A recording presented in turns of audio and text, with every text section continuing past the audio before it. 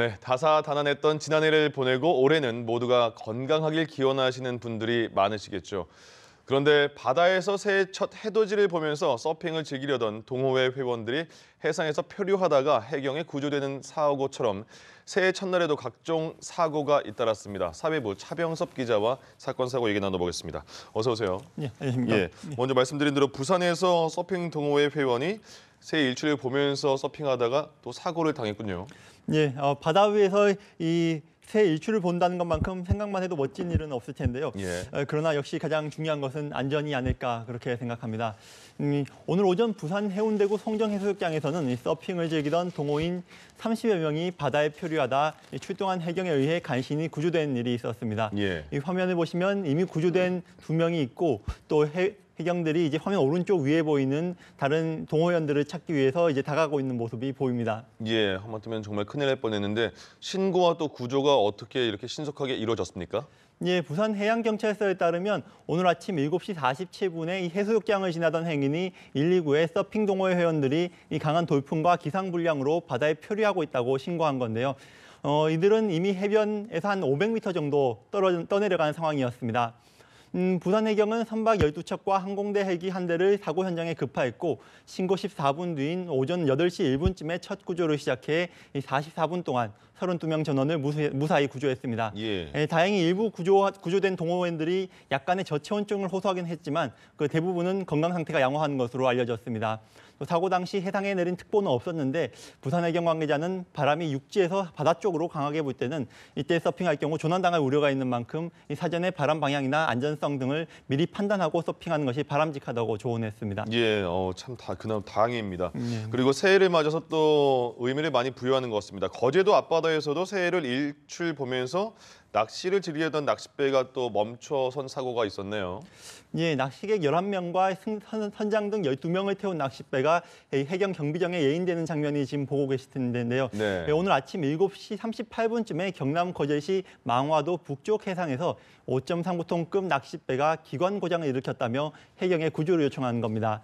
이 선장은 배가 원인을 알 수 없는 고장으로 멈춰서자 어선 위치 발신 장치를 이용해 구조를 요청했고 해경은 오전 8시 50분쯤에 이 고장난 선박을 진해 명동항으로 예인했습니다. 예. 이 낚싯배는 오전 7시쯤에 이 항구를 출항해서 낚시 지점까지 가던 중에 이제 기관 고장을 일으켰고 그렇지만 다행히 인명 피해 없이 무사히 모두 전원 구조됐습니다. 그렇군요. 배가 뭐 전복되고 그런 게 아니니까요. 참 예, 다행이었습니다. 다행이군요. 그런데 또 어제 제주도 취자도 해상에서 8명이 탄 저인망 어선이 전복된 사고가 발생했습니다. 지금 아직까지도 2명이 실종된 상태라고 하던데 사건 어떻게 이어졌습니까? 예, 맞습니다. 일단 사건 개요 다시 한번 정리해드리면 예. 제주시 취자도 남쪽 15km 해상에서 40톤급 어선 203 현진호가 전복된 채 주변을 지나던 어선에 발견된 것이 어제 오후 7시 18분쯤인데요. 예. 어제 오후 11시 33분쯤 구명벌에 탄 선장 강모 씨 등 6명을 구조했지만 이 중 1명은 안타깝게도 숨졌습니다. 이 해경은 오늘 오전 잠수사 41명 등을 동원해 실종 상태인 2명에 대한 수색을 이어갔는데요.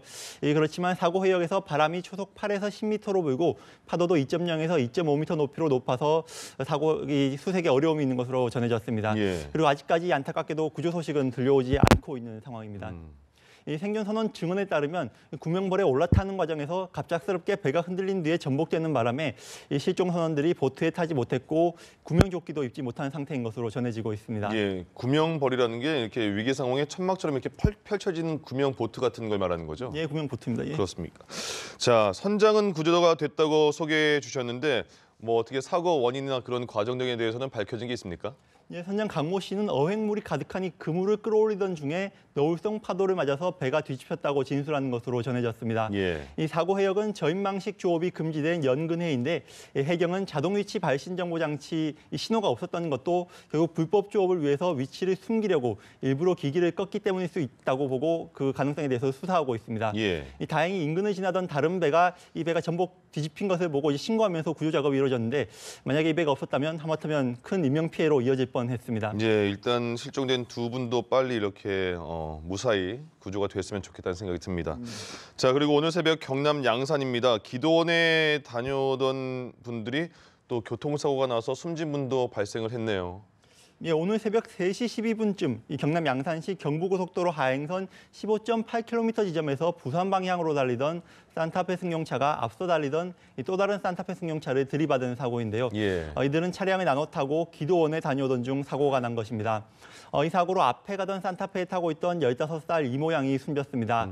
또 뒷차량에 타고 있던 65살 여성 김모 씨는 이 사고가 난 뒤에 차에서 내려 현장을 살펴보다가 근처를 지나던 또 다른 차량에 치이는 바람에 2차 사고로 또 목숨을 잃게 됐습니다. 예. 경찰은 지금 목격자를 상대로 정확한 사고 원인을 조사하고 있습니다. 예, 새해 첫날인데 안타까운 사고가 좀 많이 났네요. 또 지난 연말에 실종 상태가 길어지면서 많은 궁금증을 자아냈는데 이제 공분으로 바뀌었습니다. 고준희 양 실종 사고에 대해서 일단 부모가 시신을 유기했다 여기까지는 밝혀졌습니다. 그 이후에 사망 원인에 대한 수사 어떻게 진척이 있습니까? 예, 고준희 양이 실종됐다고 신고한 것은 역시 고향의 친아버지와 그리고 내연녀였는데요. 예. 그렇지만 이 준희 양을 안매장한 것도 결국 이들이었습니다. 이 부검에서 지금 준희 양의 갈비뼈 세대가 부러진 상태라는 것도 밝혀졌는데요. 예. 친아버지는 자신이 지난 4월 야간 근무를 마치고 퇴근했을 때 준희 양이 이미 토사물을 흘린 채 숨져 있었다고 그런 진술을 계속해왔는데요. 네. 오늘 경찰 조사에서 준희 양이 숨지기 전에 이 친아버지에게서 폭행을 당한 사실이 드러났습니다. 이 아버지가 손과 발로 준희 양을 수차례 때렸다고 진술했다는 건데요. 다만 아직까지 폭행 강도나 부위는 확인되지 않은 것으로 전해졌습니다. 예. 이 아버지는 내연녀가 또 준희 양을 수차례 때려서 아이가 울고 있는 것을 봤다는 진술도 한 것으로 알려졌는데요. 경찰은 이 생모가 이들에게 준희 양 양육을 맡긴 게 지난 1월 29일인데 이때부터 폭행이 시작된 것으로 보고 이 폭행과 사망 사이에 어떤 연관성이 있는지 조사를 계속하고 있습니다. 그렇군요. 자, 새해부터 일어난 안타까운 사건 사고 소식 사회부 차병섭 기자와 함께했습니다. 고맙습니다.